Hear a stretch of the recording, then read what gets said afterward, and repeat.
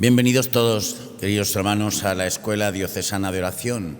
Hoy ya la 163 y la última de este curso pastoral, que ni siquiera es la última porque todas las escuelas están colgadas en el canal YouTube de Radio Televisión Diocesana, en la Delegación de Espiritualidad, en los distintos medios, en Instagram, en Facebook, en todos los donde nos estamos haciendo presentes desde el inicio de esta escuela, con la ayuda de muchas personas.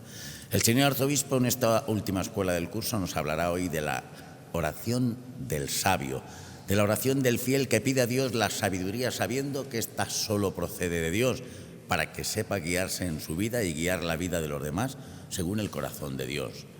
Tradicionalmente atribuida al rey Salomón, es una súplica profunda por la sabiduría divina, que destaca la dependencia del ser humano de Dios para gobernar y vivir con rectitud. Los puntos esenciales, como hago siempre, de esta oración son los siguientes. Primero, reconocimiento de Dios como creador y soberano. El orante reconoce que Dios crea el mundo con sabiduría y tiene dominio sobre todo. Dios de mis padres, tú hiciste todas las cosas con tu palabra. En segundo lugar, la fragilidad del mismo ser humano. Se reconoce la debilidad del hombre y su dificultad para juzgar y actuar correctamente sin su ayuda divina. El razonamiento de los mortales es inseguro y nuestros pensamientos son falibles.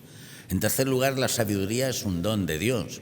Se afirma que solo Dios puede conceder esta sabiduría que es necesaria para vivir rectamente y gobernar con justicia. ¿Quién ha conocido tu voluntad si tú no se la has dado, Señor, en tu sabiduría?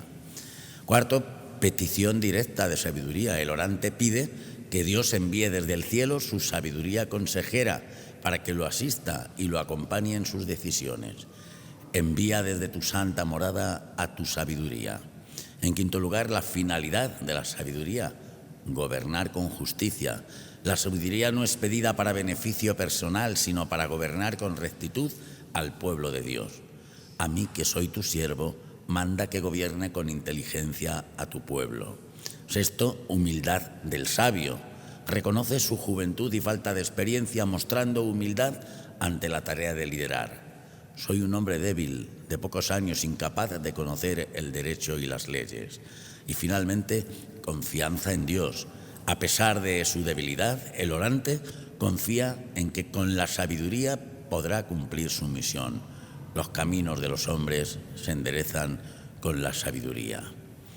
Conclusión, la oración nos enseña que la verdadera sabiduría no viene del poder, la experiencia o la inteligencia humana, sino de Dios. Solo quien es humilde y reconoce su dependencia de Él está en condiciones de guiar a otros con justicia y verdad. Escuchamos a nuestro profesor de Sagrada Escritura.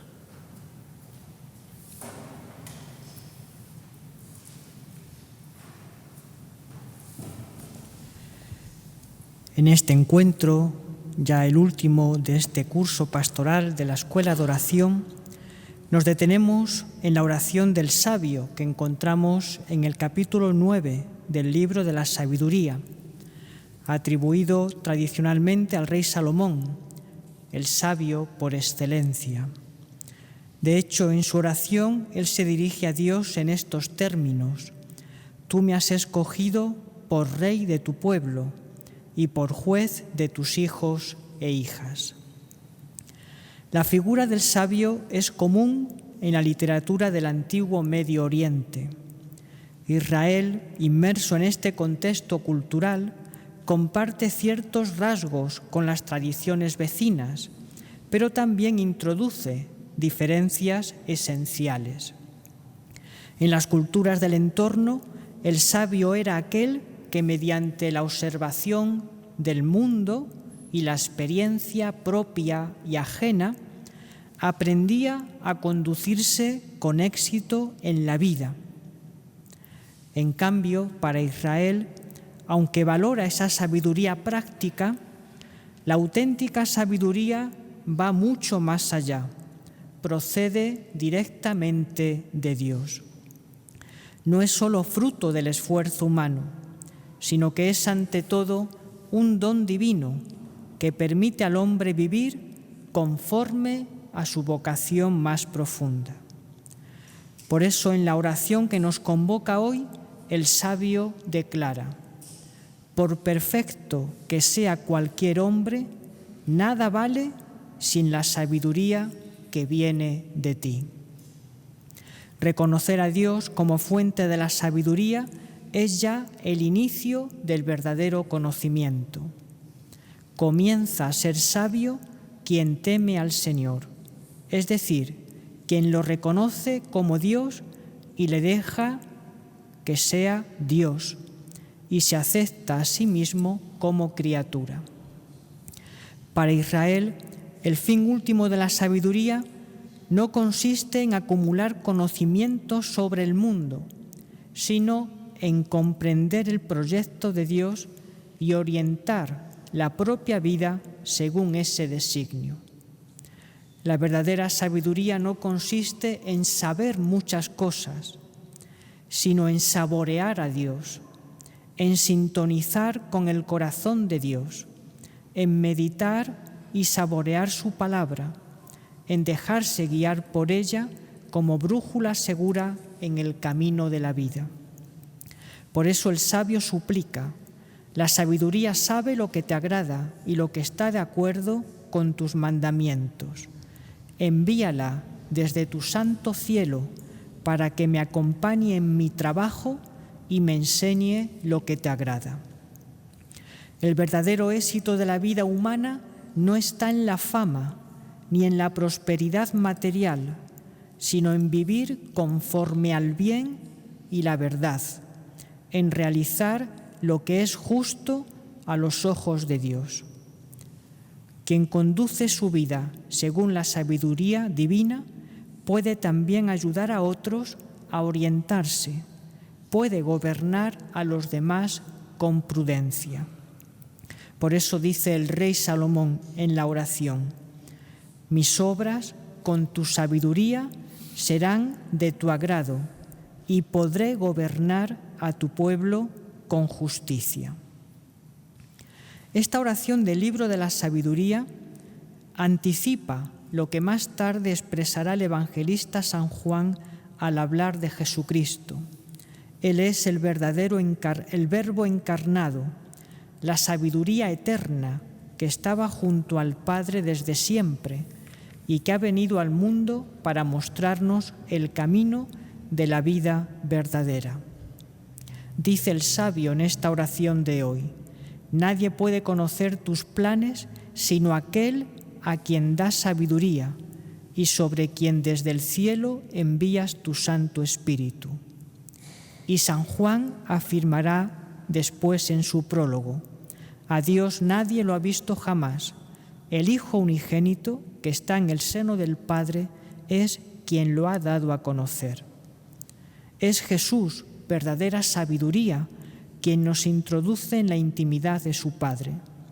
Por eso, al final de su vida terrena, podrá decirnos: ya no llamo siervos, porque el siervo no sabe lo que hace su Señor. A vosotros os llamo amigos, porque todo lo que he oído a mi Padre os lo he dado a conocer. Con razón, el libro de la sabiduría afirma: la sabiduría, entrando en las almas buenas de cada generación, va haciendo amigos de Dios. Orar es entrar en esta amistad, es saborear el amor de Dios, gozar de su presencia y escuchar de los labios de la sabiduría hecha carne: vosotros sois mis amigos. Sábado tras sábado vamos en nuestra escuela diocesana de oración, vamos aprendiendo a orar orando. Es como daros algo así como todos los ingredientes para que hagáis la paella. Los ingredientes lo damos en esta escuela diocesana de oración. Os damos el arroz, el aceite, intentamos daros también pues el pollo o los mariscos o el azafrán, pero luego vosotros, cada uno de nosotros, tenemos que hacer la oración. O sea, los ingredientes es lo que pretende la Escuela Diocesana de Oración durante estos muchísimos años que ya llevamos, 5 años, curso tras curso, y que todavía nos quedan otros 5 años más por lo menos, o 6. Por lo tanto, vamos aprendiendo a orar orando. Nosotros os damos a todos los ingredientes, luego ya cada uno va haciendo la paella, como mejor crea que tiene que hacerlo. Pero como no nos tiremos de cabeza a la oración, como no digamos vamos a la adoración perpetua, nos comprometemos todos los días a hacer una hora de oración o media hora de oración todos los días, o en torno a un tiempo largo para el Señor. Quien no tiene tiempo para Dios, es que Dios ha muerto en su corazón.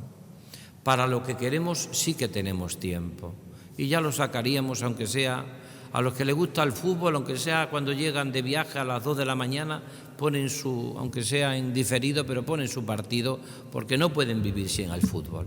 Sin embargo, qué pena que nosotros podamos vivir tan tranquilamente sin Dios, ¿verdad? Entonces, esto es un poco el objetivo. Y este curso, que ya termina hoy, la última escuela diocesana de oración de este curso, al curso que viene ya decimos que será orar con los salmos, y vamos a dedicar cada sábado al curso que viene a los salmos más importantes o aglutinados de la Iglesia, que la Iglesia sigue rezando, y siglos los ha rezado el pueblo de Israel, lo sigue rezando, y también la Iglesia, en la liturgia de las horas y en la misa, todos rezamos el salmo responsorial. A través de los salmos vamos también a profundizar en esos ingredientes que necesitamos para hacer la paella, podríamos decir, de una vida de oración. Hoy, como nos han explicado maravillosamente, es la oración de los sabios, que tiene detrás el libro de la sabiduría, que volvemos a repetir. Tenéis que leer el texto que os aconsejamos a través de la Escuela Diocesana de Oración, que lleva la Delegación Diocesana de Espiritualidad y que va recomendando en nuestras páginas muchísimas realidades, los textos, libros, materiales que tenemos. Vuelvo a repetir, hasta llegar a ser visualizada esta Escuela Diocesana de Oración, por supuesto, por más de 1 millón largo ya en todo el mundo. Yo cuando he estado en distintos países de América, hace poco estuve en Puerto Rico, he estado en Cuba, he estado en Perú unas cuantas veces, en México también, no hace tampoco tanto, pues ahí todo el mundo conocía la Escuela Diocesana de Oración. Había rezado con nosotros, con nuestros textos. Ahora, vamos un poco, si os parece, a hacer el esquema de la oración de los sabios. Como nos ha dicho muy bien el biblista, el hermano biblista, mirad, la oración de los sabios tiene de fondo el libro de la sabiduría. Y el libro de la sabiduría hay como muchos datos de que está Salomón. ¿Sabéis que Salomón, que fue el que va a construir el templo, porque el rey David, su padre, que quiere construirlo, le dice el profeta, tú no vas a construir el templo porque has derramado mucha sangre, Es verdad que, y así aparece, que David era un rey según el corazón de Dios, es verdad, pero también es verdad que el rey David había participado en muchas batallas y había derramado mucha sangre. Por eso Dios le dice, va a ser tu hijo Salomón, que significa el pacífico, el que me va a construir ese templo. Y Salomón se caracteriza por todos estos salmos, por el libro de la sabiduría, por muchas cosas que está detrás la sabiduría de Dios. De tal manera de que Dios le dice a Salomón, pídeme lo que quieras, que destroce a tus enemigos, riquezas, que cuando llega la reina de Saba se entusiasmó con la sabiduría de Salomón y la riqueza que tenía.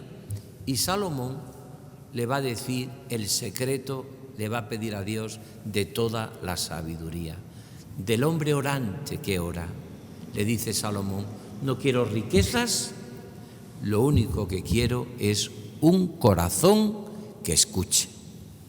Esto es la sabiduría en la oración, un corazón que escuche. La persona que es capaz de escuchar, por eso el gran mandamiento de Israel es Shema Israel, escucha.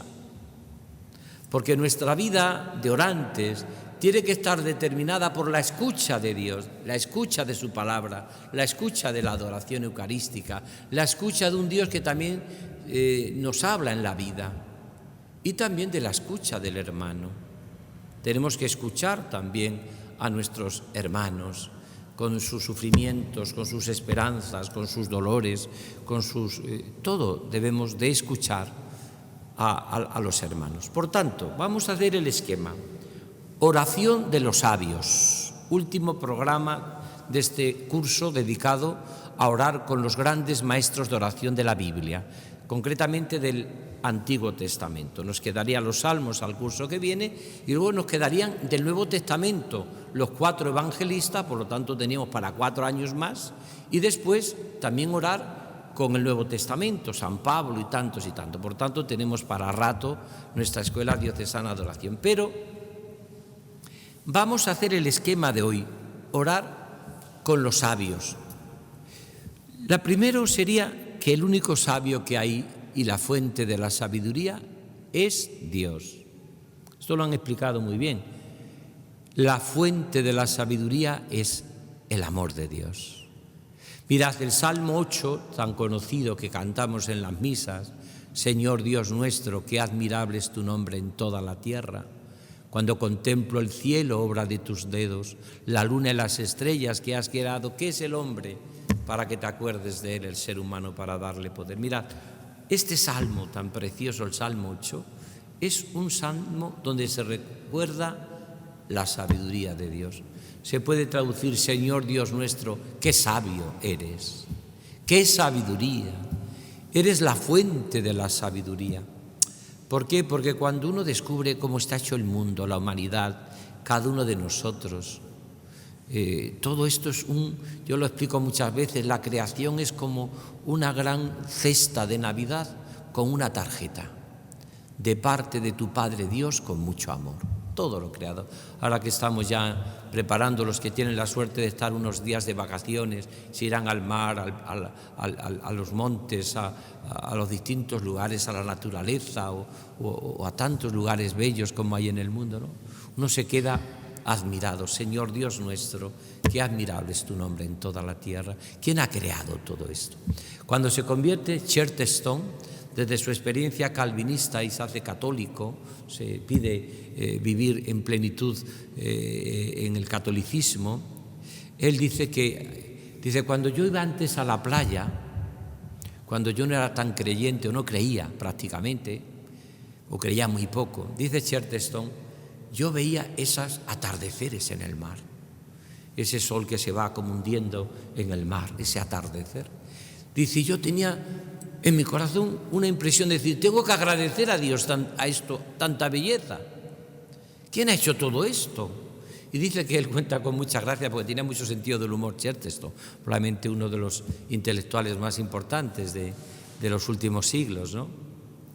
Dice a Chesterton, yo decía, pues esto tengo que agradecérselo, digo, que le voy a decir las gracias a la señora o al señor que se está bañando conmigo, y a ellos qué le importa y qué tiene que ver ellos con la belleza del atardecer en el mar.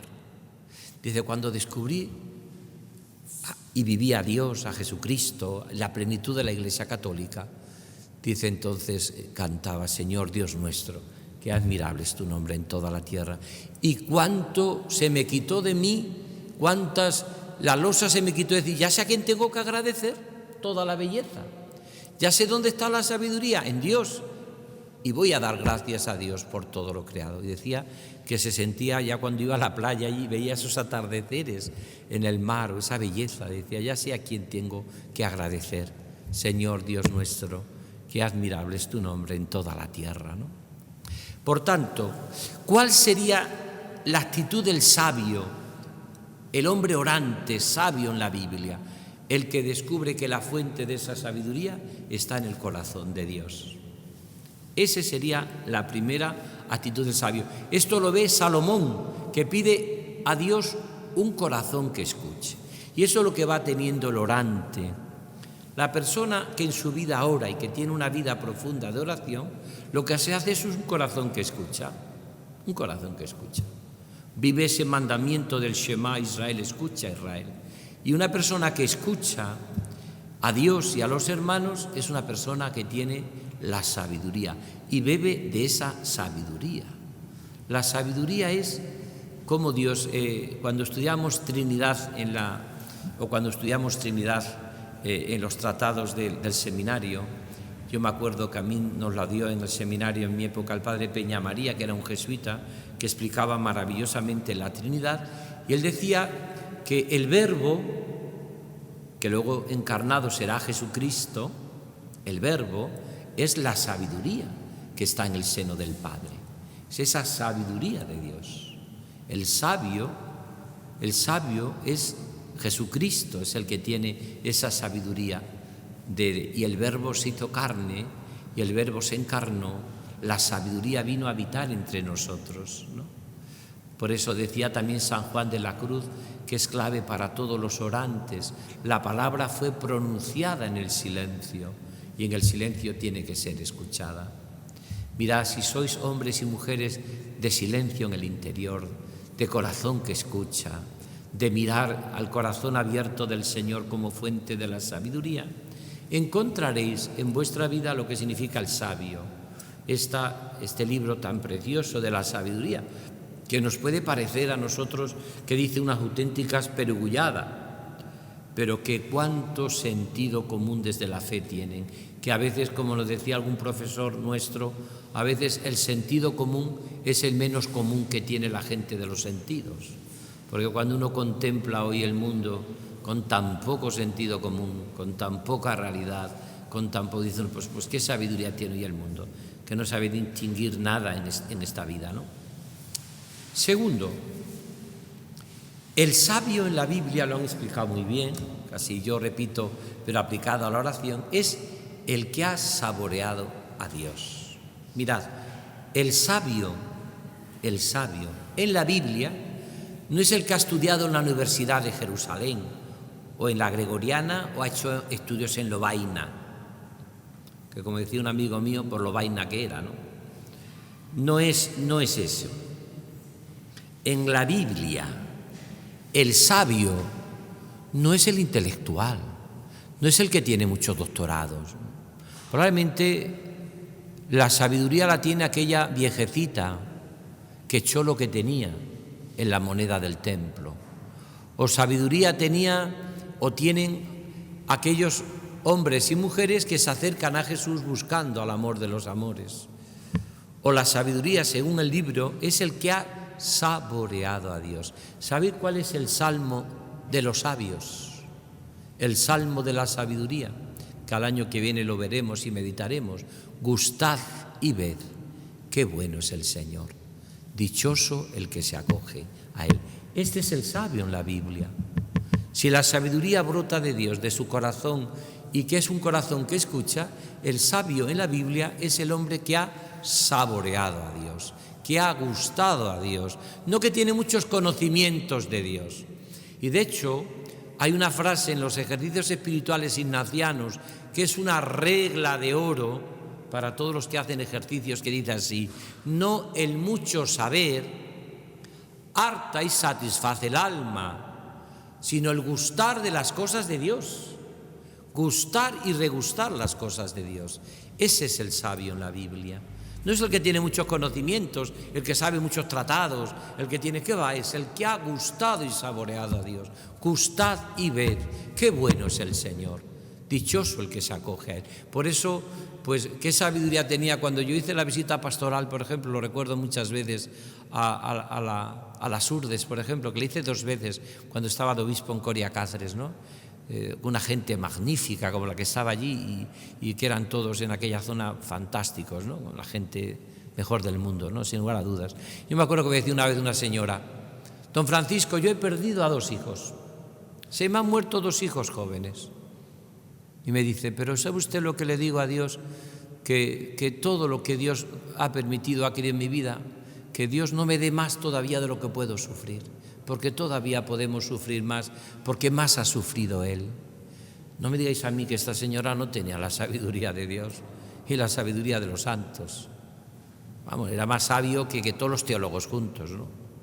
Como nos decía a nosotros el director espiritual del seminario: ya quisieran muchos teólogos tener los domingos la fe que tiene mi abuela todos los días. Ya quisieran muchos teólogos tener los domingos la fe que tiene mi abuela todos los días. Ya quisieran muchos teólogos tener la fe que tiene. Por eso, el sabio, segunda clave, en hoy el último programa ya que tenemos en estos maestros de oración desde la Biblia, desde la palabra de Dios, los sabios, que tiene trasfondo Salomón, es el que ha saboreado a Dios. Y aquí vendría un poco algo que sí que nos pasa a todos los orantes. Yo considero que todos los que seguimos la Escuela Diocesana de Oración vamos haciendo una familia de orantes, un ejército de orantes, que decía, por cierto, Thomas Merton, que era lo que iba a salvar al mundo, un ejército de orantes, unido a Cristo por la redención del mundo, salvará al mundo.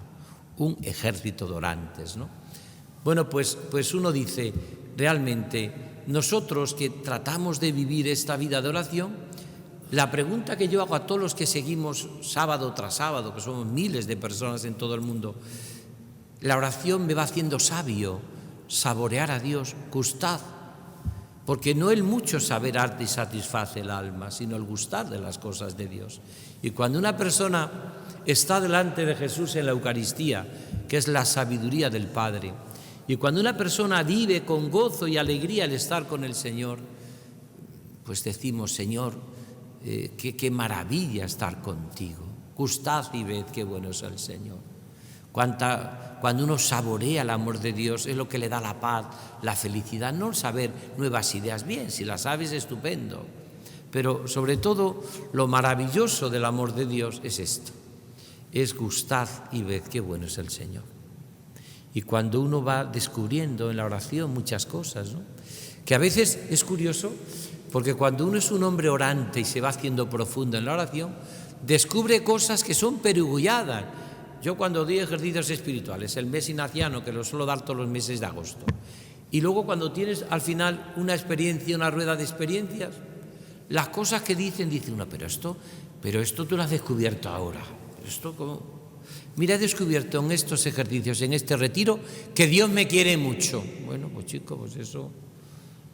Que Dios es mi Padre, que Dios me ha cuidado siempre. Pues eso es la sabiduría de los pobres. Eso es la sabiduría de las personas que oran de verdad. Una persona que es sabio según el corazón de Dios vive estas verdades de fe, pero las vive saboreadas. Que no es tan fácil, que Dios me quiere. Sí, Dios me quiere mucho. ¿Cuál es la ecuación que hacen todos los cristianos? Dios me quiere mucho cuando todo me va bien. Dios no me quiere nada cuando todo me va mal. Esa es la ecuación que hace todo el mundo. Cuando no es así. El hombre de Dios dice, Dios me quiere siempre, me vaya bien o me vaya mal. Cuando me va bien, doy gracias. Cuando me va mal, rezo, pido, lloro, grito. Mi oración se hace plegaria, que esa es la sabiduría. Pero no, Dios por eso no deja de amarme. No es que yo no comprenda muchas cosas. Mirad, a Dios no se le sigue porque se le comprende. Se le sigue porque se le ama. Y cuanto más le amo, más le comprenderá. Pasa como con tu marido, o con tu mujer, o con tu hijo, o con tus amigos. Cuanto más los quieres, más los comprendes y más les entiendes. Y cuanto menos les quieres, menos les entiendes, claro. Por eso la sabiduría consiste en que nosotros los occidentales, toda la espiritualidad y la teología occidental, que suele ser muy práctica, pero que no tiene tanta sabiduría como la oriental, los cristianos orientales, solemos decir, solo podemos amar lo que conocemos. Bien, es verdad. Pero los orientales cristianos, que son mucho más profundos que nosotros, dicen, sí, eso es verdad. Pero solo puedo conocer lo que amo. Por tanto, la sabiduría cristiana está en que solo puedo conocer lo que amo y solo puedo amar lo que conozco. Las dos cosas. Y por eso el sabio en la Biblia es el que vive esta realidad, como el rey Salomón. Amo lo que conozco y conozco lo que amo. Y por eso a veces, cuando una persona la amas mucho, la conoces a fondo y la quieres. Y cuando la amas menos, no comprendes muchas cosas suyas. Porque el amor lleva consigo muchas veces ponerse en el lugar del otro.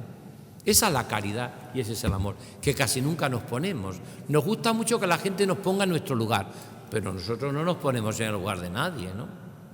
Me acuerdo una vez un señor en Valladolid, que me decía, claro, es que usted no se pone en mi lugar, ¿vale? Me dijo, pero la quinta vez que me lo dijo, y usted no se pone en el lugar de nadie tampoco.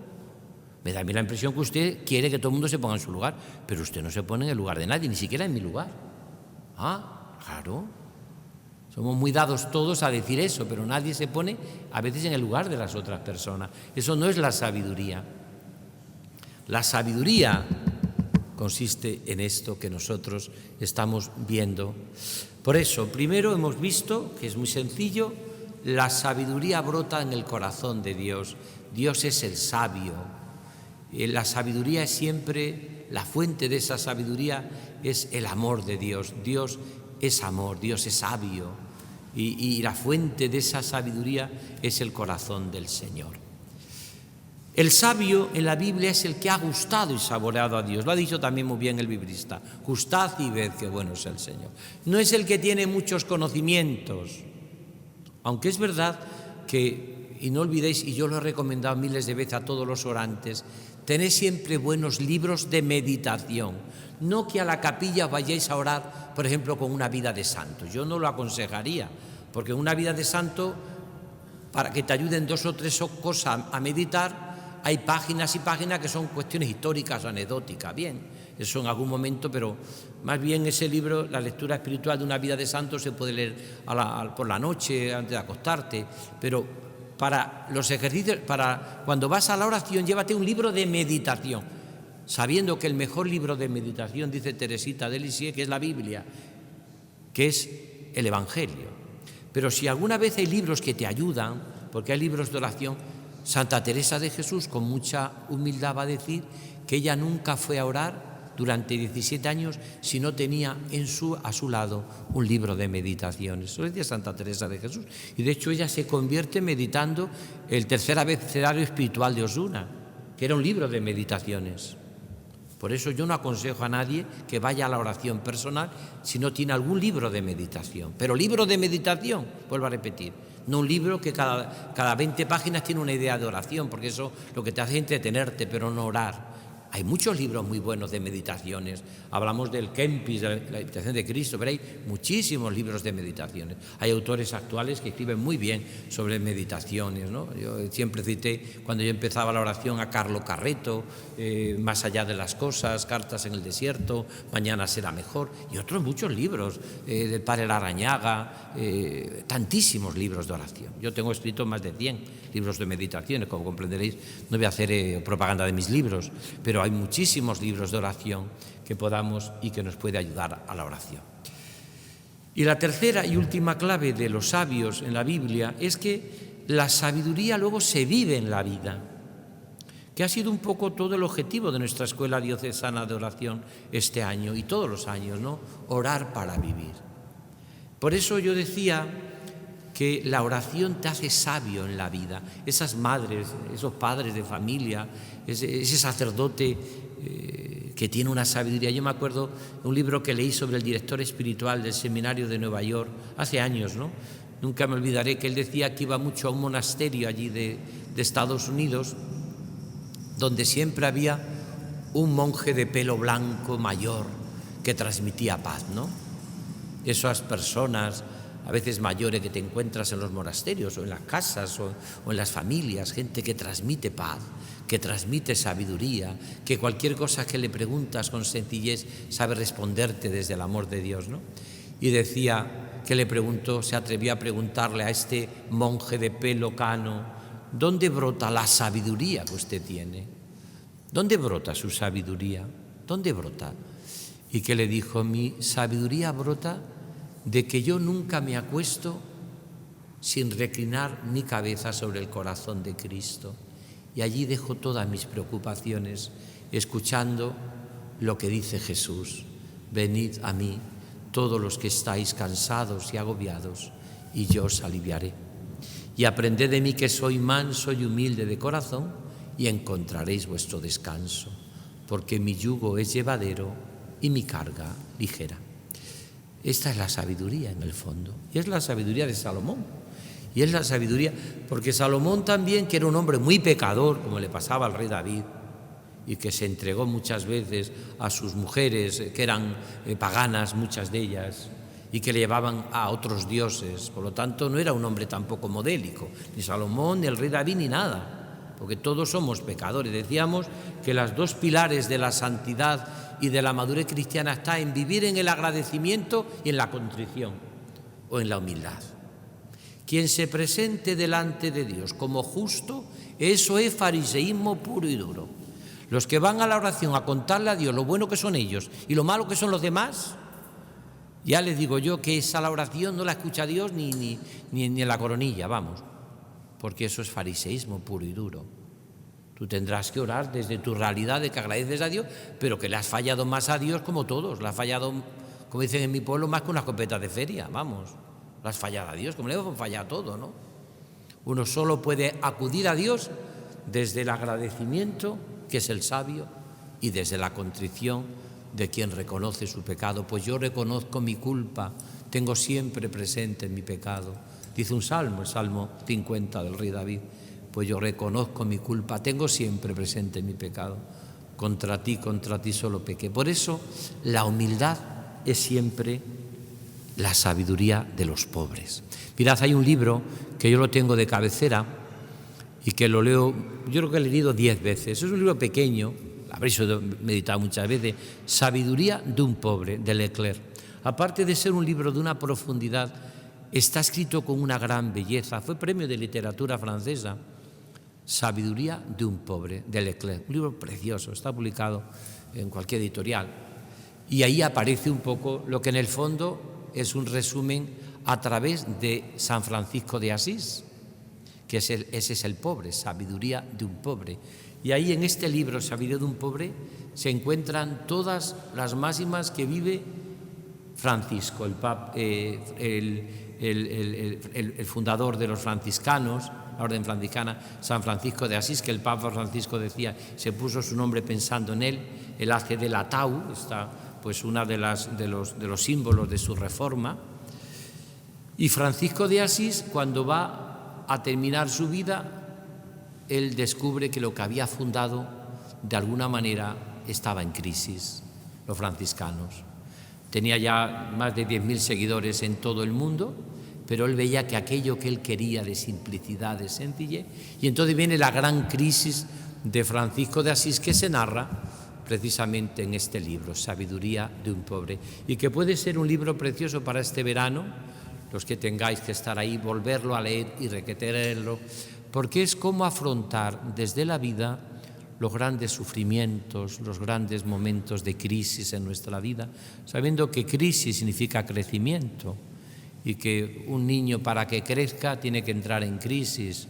Si quiere que le crezcan los dientes o que nazcan los dientes y la estatura y que crezcan sus miembros, pues tendrá que ser de crisis en crisis. Pero es verdad que la crisis significa que cuando se vive con Cristo, por Él y en Él, como le ocurre a los sabios, acaba uno descubriendo esa sabiduría de los pobres. El pobre en el Evangelio es el hombre o la mujer que se ha abierto a los proyectos de su corazón, que subsisten de edad en edad. Ese es el pobre, ese es el sabio en la Biblia, el que puede decir una y otra vez, gustad y ved, qué bueno es el Señor.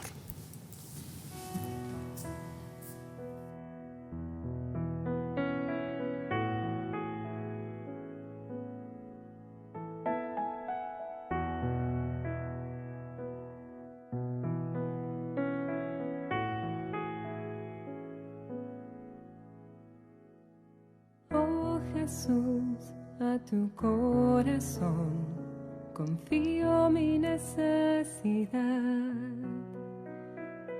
Mírala y después deja tu corazón actuar. Oh Jesús, yo cuento contigo, yo confío en ti. Oh Jesús, de ti estoy seguro, yo me entrego a ti. Tú que has dicho, si quieres agradarme, confía en mí.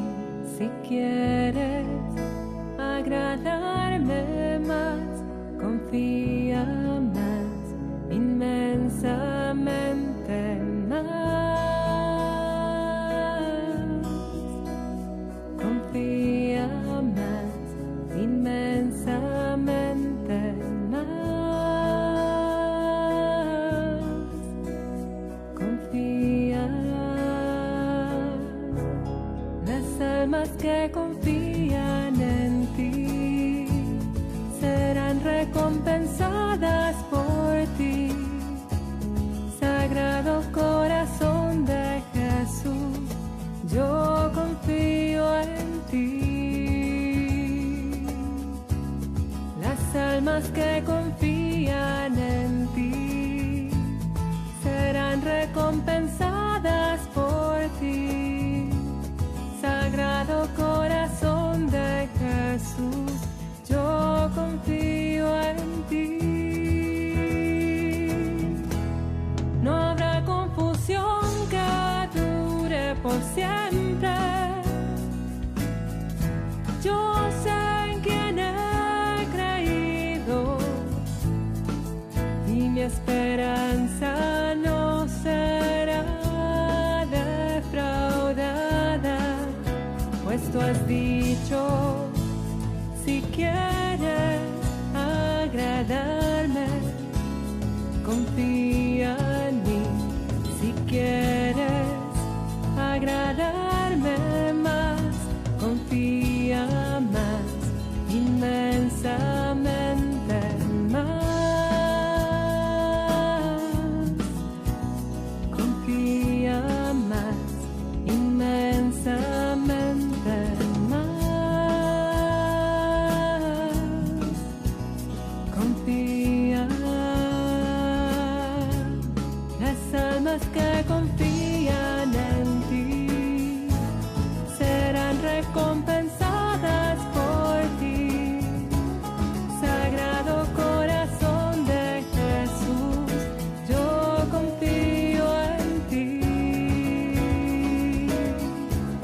Las almas que confían en ti serán recompensadas por ti. Sagrado corazón de Jesús, yo confío en ti.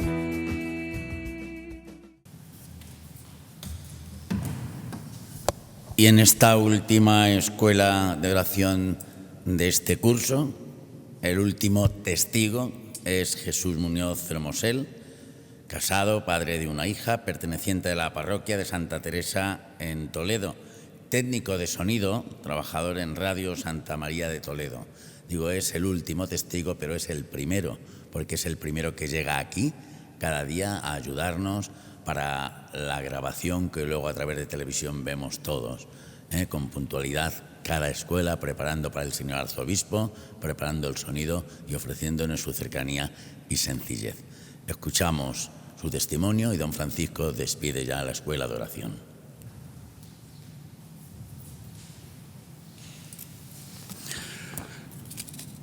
Alabado sea el Santísimo Sacramento del altar. Mi primer saludo se dirige al Señor expuesto en la Eucaristía.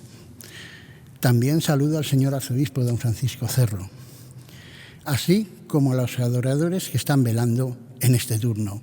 Por último, saludo a todos los hermanos y hermanas que nos siguen por Radio Santa María, canal diocesano y canal de YouTube de Radio Televisión Diocesana.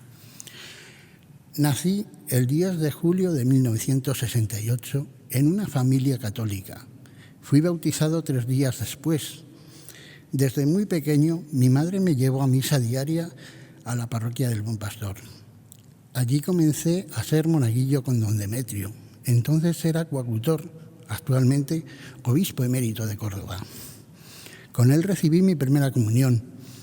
Años después, al saludar a un amigo por la calle, me dijo que estaba en la Legión de María. Me invitó, me incorporé al sábado siguiente y cuando cumplí los 18 años pasé de ser juvenil a un grupo de adultos. Durante el sínodo que convocó don Marcelo en 1991, una vez al mes, la reunión era sinodal, con la que participé en ese sínodo. Aprovecho para animar a todos a participar en los grupos sinodales que se están formando. Fui activo hasta que enfermó mi madre. Tuve que ausentarme y pasé a ser legionario auxiliar. Por otro lado, soy adorador nocturno y perpetuo. Mi turno es todos los martes aquí en esta capilla de 11 a 12 de la noche. En algunas ocasiones he llegado a sustituciones de 2 a 4 de la madrugada y siempre que lo necesite y pueda, estoy disponible. La oración de los turnos de madrugada es una experiencia muy diferente. En 1998 me casé con Gracia, natural de Almodóvar del Campo, y por la rama de su madre, descendiente de la familia de San Juan de Ávila. Entre los concelebrantes estaba don Jesús San, entonces guardián de San Juan de los Reyes y actual obispo de Oviedo. Tenemos una hija que está en Jacuna y Efetá. En mi vida profesional, desde los comienzos, empecé a colaborar con Radio Santa María. Primero para los fines de semana, después pasé a la mañana y actualmente hago turnos de mañana o tarde y lo que haga falta. Me tomo muy en serio la parte de la liturgia, así como también que no falte ningún día la emisión por radio de la misa diaria, que pienso que es un servicio especial para los enfermos que la siguen todos los días, de lunes a sábado, a partir de las 9 de la mañana. Creo que en todo momento, para ellos, es el momento más importante del día. También colaboro dentro de mis posibilidades con la Delegación de Liturgia y la de Fe y Cultura, apoyando sobre todo para que las exposiciones que se organizan puedan abrirse en la sala del arzobispado el mayor tiempo posible. Agradezco a don Jesús que me haya dado la oportunidad de dar este testimonio, justo en el día en que hemos celebrado el Inmaculado Corazón de María y en la víspera de la solemnidad de San Pedro y San Pablo. Hay que tener en cuenta que ayer se celebró el Corazón de Jesús. Muchas gracias por su atención y un abrazo muy fuerte para todos. El testimonio de Jesús, como siempre, nos conmueve, animándonos también a todos, por supuesto, a participar en nuestros grupos sinodales. Ya sabéis que la Iglesia que camina en Toledo está de sínodo diocesano, como está toda la Iglesia universal con el sínodo de la sinodalidad, y en este testimonio él, un hombre muy eclesial, muy de oración, muy de la renovación carismática también, él nos invita a todos a que participemos en esta auténtica aventura maravillosa que es nuestro sínodo diocesano, haciéndose todos y participando todos en los grupos sinodales. Que sigamos viviendo con gozo y alegría y que este verano vivamos, como nos ha dicho a través de YouTube, podemos entrar en las 162 o 63 escuelas diocesanas de oración que hemos, algunas van por muchísimos gente que las está meditando, para que sigamos aprendiendo a orar, orando.